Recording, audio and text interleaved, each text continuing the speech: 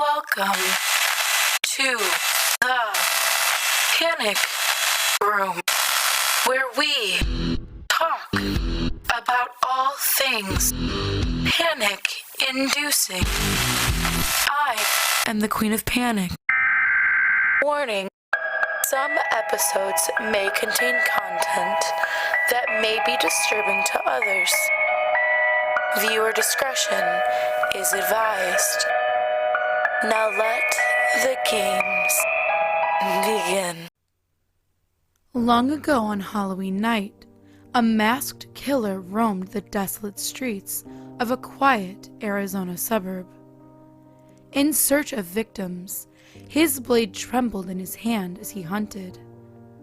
The muffled breathing behind the latex clown mask was all that could be heard from him. His eyes raced from side to side as he watched countless children prance around in their colorful or spooky costumes, shouting with joy and excitement from the endless amounts of sugar they would soon devour. Counting down the street, he spotted a teenage couple preparing to enter a treehouse in a backyard. Making his way towards them, the couple was already safe inside. It wouldn't be long before they'd make their exit, and this man had nothing but patience, along with the urge to strike. As the couple made love in the treehouse, the silent figure leaned back behind the tree to wait. Taking the blade against the bark, he carved something that read, "Hide all you want, I will find you." As he finished this crude writing, a groan could be heard from above, implying that the mail had finished. Oh my god. That was amazing. I'm going to grab a beer. You want one? He asked his lover before she smiled and nodded in approval. Slipping into his jeans, he blew her a kiss as he exited through the trap door in the floor of the wooden asylum. Silently, whistling a tune, the man behind the tree reached out and clamped his hand fiercely around the young teen's throat and slammed his head against the rough bark. The teen struggled to break free before the bark was struck a second time from his skull. Blood sprayed against the killer's mask as he forced the boy to stop breathing and ended his life through a final slam. The limp figure fell free from the grip and collapsed onto the grass. Glaring down at the young boy, he felt no remorse for what he did. A thump from above refocused his attention to the girl still inside. He took hold of the crude planks nailed into the tree, used as a ladder, and made his way inside. "Well, it took you long enough," she began to say, as the creaking of the trapdoor echoed inside the small room. "Where's my—" She stopped suddenly, as she turned over to see who was standing over her. She began to sob in fear as he exposed the blade. "I swear, I have no idea where she is," she began. You have to believe me. Please don't hurt me." Her cries of desperation had no effect on the killer as he made his way closer to her. She pushed herself away from him until she was in the far corner of the treehouse. Inching closer, the man sheathed the blade and reached down to help her up, as if sympathizing with her. Her tears began to slow as she looked him in the eyes, believing that he would not harm her. She smiled a bit before the man let out a muffled exhale of breath and forcefully grabbed her throat.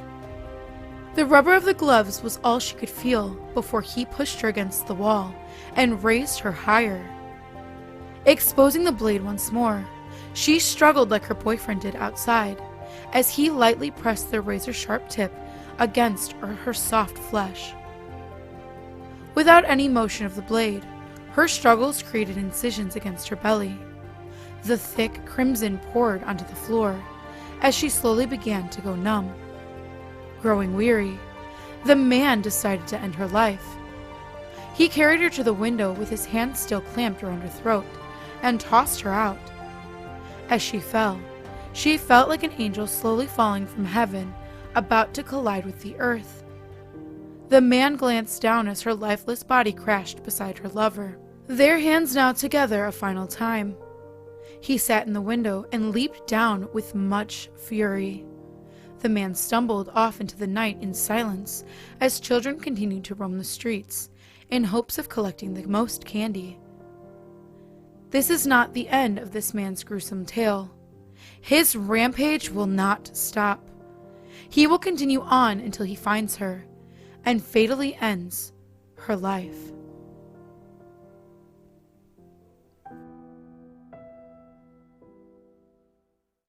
The pumpkin sang. The flickering lampposts cast the streets of Terratum in a dull glow, but with the illumination of the bonfire within them, the residents could do without it. Vampires, princesses, and fairies flitted about, baskets swinging from their hands. Superheroes chatted idly with creepy clowns holding balloons, and skeletons warmed their bones by the satisfying heat. All were dancing to the song of the night, smoke curling up toward the full moon like gritty claws to a pearl. Pirates and demons worked in tandem to keep the fire roaring. Bats and black cats mingled on the side, while jack-o'-lanterns smiled on the barely contained excitement. Little werewolves eagerly galloped through the fields, squealing and devouring candies from their bursting sacks. In the hollow of Terratum, all was jubilant. The town celebrated in harmony. On the verge of the festivities, a young witch felt a tug on her cloak. She peered under the wide brim of her hat, turning her attention to a small ghost at her side. Do you know where my mommy is? It asked, in a small, scared voice. Immediately, the witch took pity on the poor thing. It was covered in white, draped all the way to the ground, with two tear-filled eyes that met hers. I haven't, sweetheart. She cooed, her long black nails clenching her broomstick for balance as she stooped down to meet its gaze more evenly. But I'd be happy to come look for her with you. What's your name, little one? Where did you last see your mommy? By the Jensen house? The ghost sniffled, shifting anxiously. I'm Liam. The witch paused. She didn't recognize any of those names. I'm sorry, dear. I don't know them. She said, her voice calm and kind.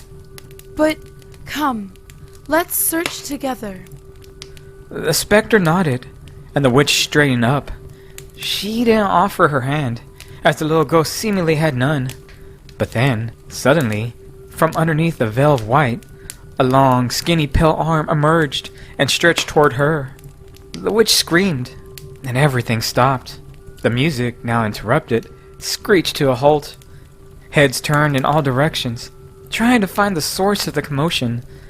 The bats squeaked and flapped their wings, and the cat's fur bristled in agitation.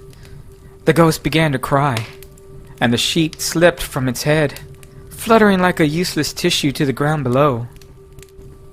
Almost in unison, Terratum gasped. The werewolf children howled in alarm. Zombies' jaws dropped to the floor. Jack-o'-lantern's chiseled grins shifted into little O's of surprise. All eyes were turned upon the sobbing child, and the witch, who'd recoiled backward in shock. After a few seconds of utter silence, the witch finally composed herself. She dropped her broomstick to the ground and knelt beside the child, taking him into her arms. Oh, I'm so sorry, darling. We just don't get many visitors like you here. She murmured, stroking his hair as he whimpered and shook. Everything's perfectly all right. You're just turned around, that's all. She withdrew from his little body again, using her black cape to dry his blotchy red eyes. Would you like to join our party until your mother comes to fetch you, Liam? The child stared at the crowd, hesitating. The residents waited with bated breath. When he gave a little nod, the group cheered and released. The werewolf children, eager to introduce themselves to a new friend, rushed forward to show him their games. The witch smiled as she watched his sad eyes brighten, his sheet forgotten as he was dragged into the fun. The party continued itself, and the bonfire burst back to life. The pumpkins resumed their song. If you have any stories that you would like to see narrated here on the channel, please go into the subreddit and submit them there. The link is in the description. Also, we do have a Discord now. Thank you so much to Creepy Clown Girl for putting it together for us. You can come hang out with me and other narrators and get the party started, get spooky with us. That link is also in the description as well. And last but certainly not least, I wanted to introduce the King of Panic. We have a lot of brand new content coming soon with him in it. He is very talented.